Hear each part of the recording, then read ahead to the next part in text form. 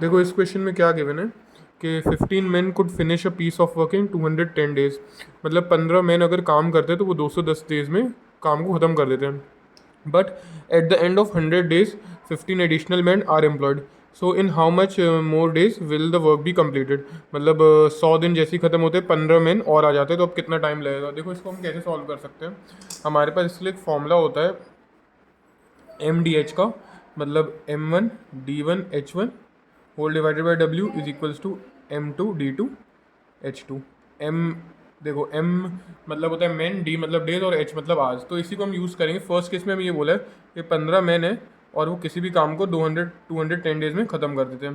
ठीक है, ये तो फर्स्ट केस हो गया. लेकिन सेकंड केस में क्या हुआ, 100 डेज तक 15 ही मैन ने काम किया, बट क्या लिखा है, but at the end of 100 days 15 additional में, मतलब जो 100 दिन तक थे, 100 दिन तक तो 15 ही मैन काम कर रहे थे. ठीक है, तो 15 मैन ने 100 दिन तक काम किया.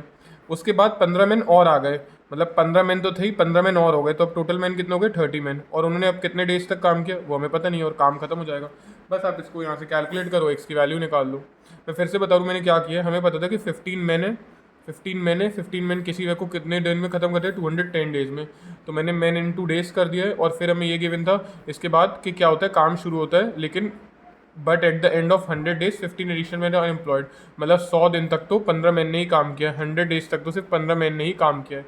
उसके बाद 15 मैन और आ गए, तो 15 टोटल 30 मैन हो गए और उन्होंने कुछ डेज काम किया हुआ, वर्क खत्म कर दिया होगा.